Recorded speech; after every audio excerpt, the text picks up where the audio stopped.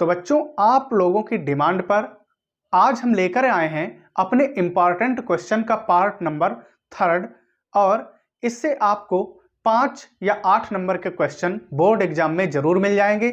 इसके पहले 2 पार्ट थे, उससे आपको 8-8, 10-10 नंबर के क्वेश्चन जरूर मिलेंगे और हम आशा करते हैं कि ये जो हमारा अनुमानित 10 क्वेश्चन का वीडियो है, इससे भी आपको 8 से 10 और ये भी हो सकता है कि 12-15 नंबर का इससे मिल जाए। तो देखिए बच्चा, ये प्रश्न हमारे कौन कौन से हैं। जो पहला प्रश्न है डियर, वो हमारा है समांतर प्लेट संधारित्र की धारिता का व्यंजक व्युत्पन्न कीजिए। मतलब समांतर प्लेट की संधारित्र की धारिता को जो व्यंजक है आपको उसे निकालना है। ये क्या होता है, A epsilon not upon D. जब माध्यम का परावैद्युतांक का वैल्यू क्या हो बच्चा, के बराबर 1 हो तब के लिए, यानी कि वायु में रखा हो। और इसकी धारिता को किस प्रकार बढ़ाया जा सकता है, ये वेरी वेरी इंपॉर्टेंट क्वेश्चन है। दूसरी बात बच्चा, यहां पर जो है आप धारिता की परिभाषा पढ़ लेना और समांतर प्लेट संधारित्र की परिभाषा देख लेना और उसके बाद में यह किन किन बातों पर निर्भर करता है यह भी देख लेना और बेहतर रहेगा। फिर दूसरा प्रश्न है डियर, वान डे ग्राफ जनित्र का सिद्धांत बताइए। मतलब वान डे ग्राफ जनरेटर जो है ये किस सिद्धांत पर कार्य करता है और चित्र की सहायता से इसकी रचना एवं कार्यविधि समझाइए। तो समांतर प्लेट संधारित्र और वान डे ग्राफ जनरेटर, ये दोनों के दोनों लेक्चर जो है आप हमारी प्लेलिस्ट में जाइएगा और आपको वहां से मिल जाएंगे। उसके बाद में अगला है बच्चा, मुक्त इलेक्ट्रॉनों का अपवाह वेग तथा धारा घनत्व के बीच संबंध निकालो। अपवाह वेग मतलब अनुगमन वेग।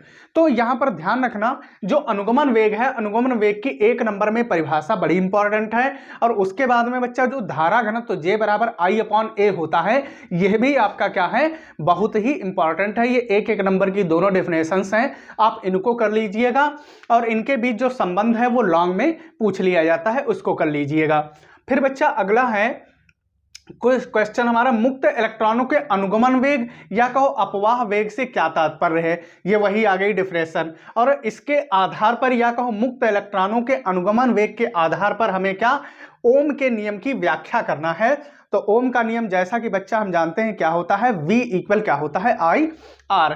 फिर उसके बाद में वैद्युत परिपथ संबंधी किरचॉफ के दोनों नियम लिखिए। मतलब KVL और आपको KCL दोनों लिखना है, मीन्स किरचॉफ करंट लॉ और किरचॉफ वोल्टेज लॉ। और ये भी देख लेना ये किस संरक्षण पर आधारित हैं, ये खूब प्रश्न पूछा जाता है 1 नंबर में कि किस संरक्षण पर आधारित हैं। प्रथम नियम भी पूछेगा और द्वितीय नियम पूछ लेता है। फिर उसके बाद में बच्चा अगला प्रश्न नंबर है हमारा कि किसी वैद्युत परिपथ के लिए किरचॉफ के नियम का उल्लेख जो है करिए और इसकी सहायता से किसी व्हीट स्टोन सेतु संतुलित होने का सूत्र प्राप्त कीजिए। तो व्हीट स्टोन सेतु यानी कि P/Q बराबर R/S, ये क्या है, संतुलन की अवस्था होती है, यानी कि balance condition of wheat stone bridge. तो बच्चा ये व्हीट स्टोन ब्रिज कर लेना। और एक क्वेश्चन और बता दें, इसी में मीटर ब्रिज होता है। तो क्वेश्चन ये पूछ सकता है आपसे कि मीटर ब्रिज में जो तार लगा होता है वो किस धातु का बना होता है। तो डियर देखिए, मीटर ब्रिज में जो तार लगाया जाता है वो जो है यूरेका का हो सकता है, कॉन्स्टेंटन हो सकता है, मैग्नीन हो सकता है, कोई भी हो सकता है। जैसे कि हम अपनी लैब में प्रेजेंट टाइम यूरेका का लगा दिए हैं, यानी कि यूरेका प्रयुक्त कर रहे हैं, लेकिन आप इन तीनों में से कोई भी प्रयुक्त कर सकते हैं। तो ये भी 1 नंबर का बहुत बढ़िया क्वेश्चन है।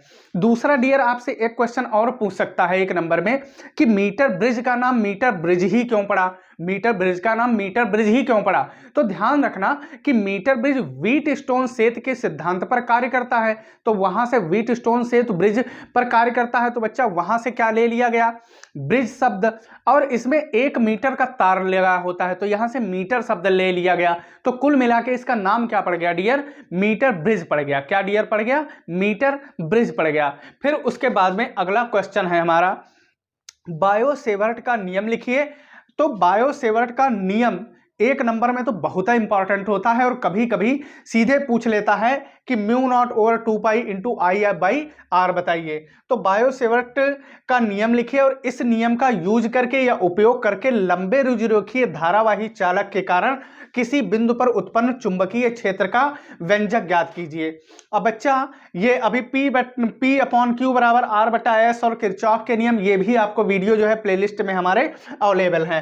फिर दो समांतर धारावाही ऋजुरेखीय तारों के बीच लगने वाले बल का सूत्र यानी कि F/L बराबर μ0/2 इंटू I1I2 बटा R का निगमन कीजिए। या इसी में बना देगा कि यदि धारा एक ही हो तो I1I2 का वैल्यू 1 हो जाएगा तो I²/R हो जाएगा। तो इस प्रकार भी आपसे पूछ सकता है। या बच्चा कभी एकांक लंबाई ना दे के L उधर ट्रांसफर कर देगा, तो सब एक ही बात है। फिर उसके बाद में एक कुंडली आयताकार कुंडली या वृत्ताकार अपनी अक्ष के परितः किसी एक समान चुंबकीय क्षेत्र में कोणीय वेग ओमेगा से डियर क्या कर रही है, घुमाई जा रही है। अब घुमाने पर आप जानते हैं उसमें क्या जो प्रेरित विद्युत वाहक बल है इसका व्यंजक प्राप्त कीजिए। प्लेलिस्ट में आपको बच्चा यह भी वीडियो मिल जाएगा। फिर हाइड्रोजन परमाणु के लिए बोर मॉडल की परिकल्पनाएं लिखिए या कहो संकल्पनाएं लिखिए तथा इसको समझाइए।